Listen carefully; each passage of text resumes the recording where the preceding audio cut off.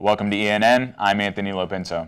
And I'm Amanda Leberman, and this is your weekly news update. A step battle took over Edinboro's campus on Friday, November 11th. ENN's Chris Shapiro has the story. Campus rumbled this weekend as Edinboro's chapter of Alpha Phi Alpha hosted its first ever step competition. Our district, the Pennsylvania Association of Alpha Phi Alpha Chapters, we're having our annual conference. So this evening what's going on is we're doing our step show to determine which one of the chapters in Pennsylvania will represent at our Eastern Conference in Virginia. Well, this is a district conference which is mandatory for the Pennsylvania Alphas. At least one person, if you have an alpha on your campus, has to come. I'm a graduate of Edinboro, of course, charter member of the chapter here locally, and even when I was in school, we never hosted this type of an event or even the conference, so this is pretty big for us. The goal is to just expand our chapter into different territories. We've always had brothers up here in the area, but the numbers are kind of low, so we figure if we come up here, show what we do throughout the state, give our mission, and have a good weekend, maybe we'll see some more activity from the Alpha Phi Alpha brothers in the area.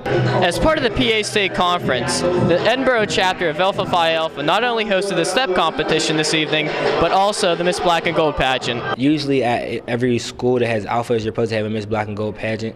Basically, alphas respect women to the best of their ability. So the ladies were selected by the president of their chapters. They compete just like any other typical pageant. There's academics, there's the swimsuit competition, there's the evening gown competition, and the winner gets a scholarship and gets again to represent us at the regional conference coming up. The winner of the pageant was Miss Camille Moulton, and the Omicron chapter out of the University of Pittsburgh will represent Alpha Phi Alpha in the Eastern Conference in Virginia next year. For ETV, I'm Chris Shapiro. Edinboro honored veterans on November 11th with a reception and flagpole ceremony. The event honors students, faculty, staff, and local veterans who serve our country. GI Jobs magazine named Edinboro a military-friendly school, as Edinboro has over 70 freshmen enrolled in the Fighting Scots Battalion this year. Andy Dick and Marshall Cook were on campus recently to debut their new movie, Division III Football's Finest. Here's a sneak peek at an exclusive interview from them. Check back to ETV for the full interview special. Now, you played a little football in college, did you not? Yeah, I played for 2 years at Occidental College, which is Division III, and then I quit. That's about the extent of my career, yeah. Oh, okay. Andy, did you play any football ever? I never played football. I mean, I played a little football with the neighborhood kids, but yeah, tackle football. Oh, yeah, nothing in college or anything? No. Coming up, we have news from the entertainment world and beyond, followed by weather and sports. Stay tuned. The forest is special, magical, and very precious. One careless act caused by people, and its beauty could be gone for a lifetime. Protect our friends in the forest. We'll all pitch in. Only you can prevent wildfires. To find out more, log on to SmokeyBear.com. I'm Adriana Dulce, and here's your entertainment news.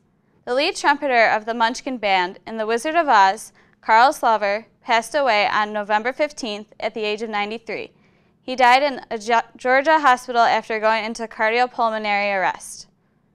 1970s diva Patti LaBelle hurled a water bottle along with curses at Rosanna Monk and her 18-month-old daughter in an apartment building lobby on November 11, 2010, according to a lawsuit filed on Monday, November 14th. Once the child started crying, Monk made a remark to LaBelle, and the singer charged at Monk and tried to hit her. No arrests have been made. The Twilight Saga Breaking Dawn Part 1 premiered in both the U.S. and London this week. The first part of the last movie premieres November 18th at midnight.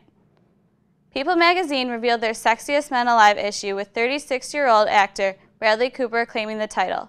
Other men to make the list are Liam Hemsworth, Tim McGraw, and Ryan Gosling.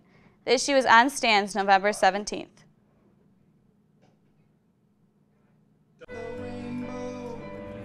My pot of gold, your daddy's little girl, till heaven home. It's easy to tell if you've had way too many. But what if you've had just one too many? Buzz driving is drunk driving.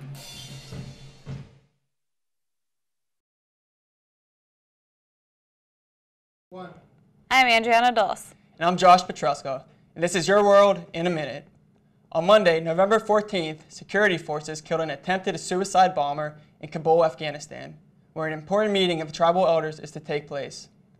The bomber, who was wearing a suit and carrying a briefcase, attempted to reach the area where the meeting is scheduled to take place, but according to reports, was killed 500 meters before the first checkpoint.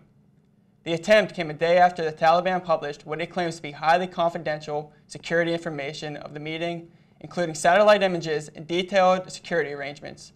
The Interior Ministry quickly disregarded the claims of a leak and marked them as an attempt at Taliban propaganda, aiming to frighten people from attending the meeting. The meeting, which is set to discuss the long-term relationship between Afghanistan and the United States, is scheduled to take place later this week. A Norway man who is accused of the murder of 77 people this past summer will not be able to use insanity as a defense when he stands trial.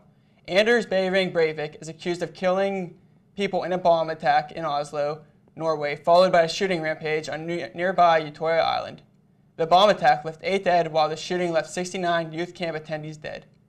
Most of the 700 campers ranged in age from 16 to 22, with the youngest only being 13 years old. The hearing was to determine whether Breivik should be kept in jail until his trial begins this spring. The judge ordered him to 12 more weeks in jail, with visits and correspondence to be overseen by authorities. The start date of the trial is unknown, but is expected to begin in March or April. The United States announced an agreement with Australia Wednesday that will expand military cooperation between the longtime allies and boost America's presence in the region. President Obama was pleased to make this announcement on Australian soil during his 2-day visit to the country. 250 U.S. Marines will be sent to the northern region of Australia for military exercises and training. Over the next several years, their numbers are expected to climb, creating a full Marine ground task force. General Hayden, Iran one step closer to having nukes too. Iran is moving along in the development of their nuclear weapon program. General Michael Hayden, former director of the National Intelligence, says military action against Iran now seems more likely because no matter what the United States does diplomatically, Tehran keeps pushing ahead with its suspected nuclear program. U.S. officials have said military action remains an option if sanctions fail to deter.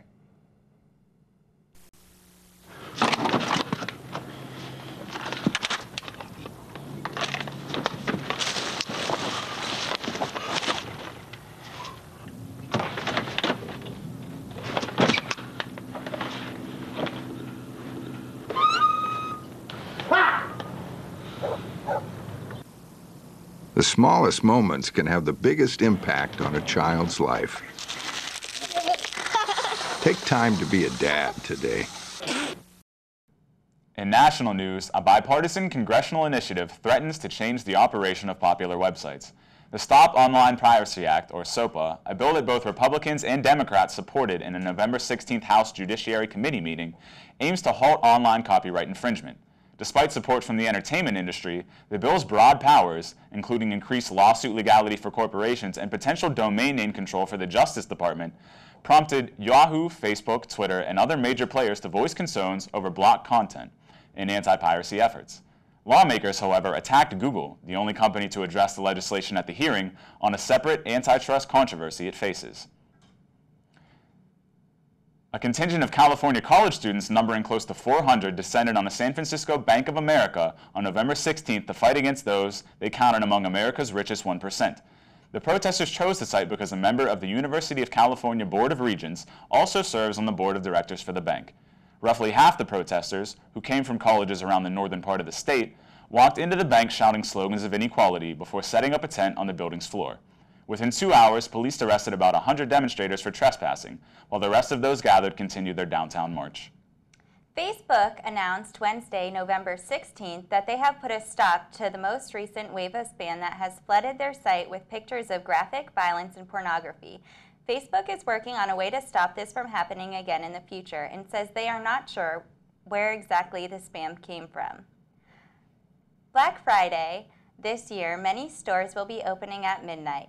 Walmart will be open at 10 p.m. Thanksgiving Day and Toys R Us at 9. Target employees have started a petition to have their opening time pushed back to 5 a.m. as in previous years. Retailers believe the consumers want to shop earlier and expect larger profit.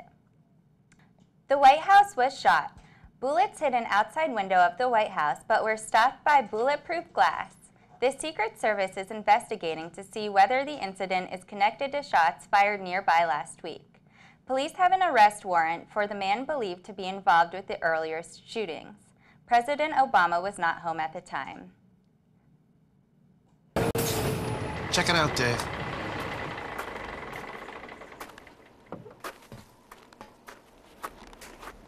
What do you got there, Dave? Looks like someone's thunder thighs. They must have lost them playing in the snow with their kids. Let's get back to work.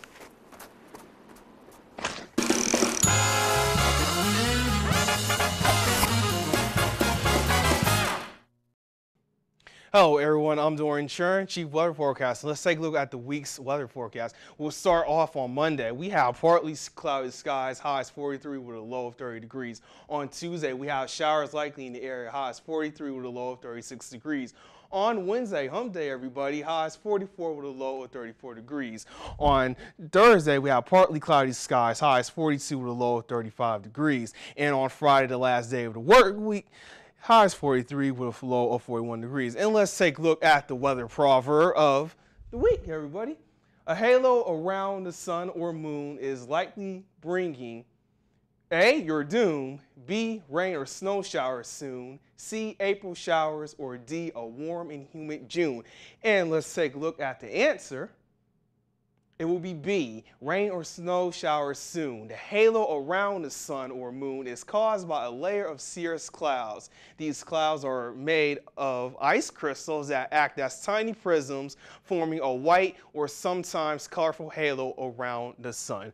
Well, we've been seeing rain and snow the past week, and we'll probably be seeing more of that in the upcoming week. I'm Dorian Churn with this week's weather forecast. Natural resource that exists everywhere on the planet that could help end poverty, yet it's been largely ignored. That resource is women. In many of the world's poorest communities, their potential often remains untapped. I am powerful. I am powerful. I am powerful. It's a source of power the world can no longer afford to overlook. She has the power to change her world. You have the power to help her do it. I'm Brian Baumgartner, and this is your weekly sports update.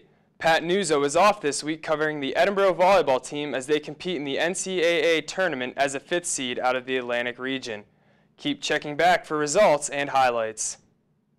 The Edinboro men's cross-country team is set to compete in the NCAA Division II National Championship meet in Spokane, Washington on November 19th.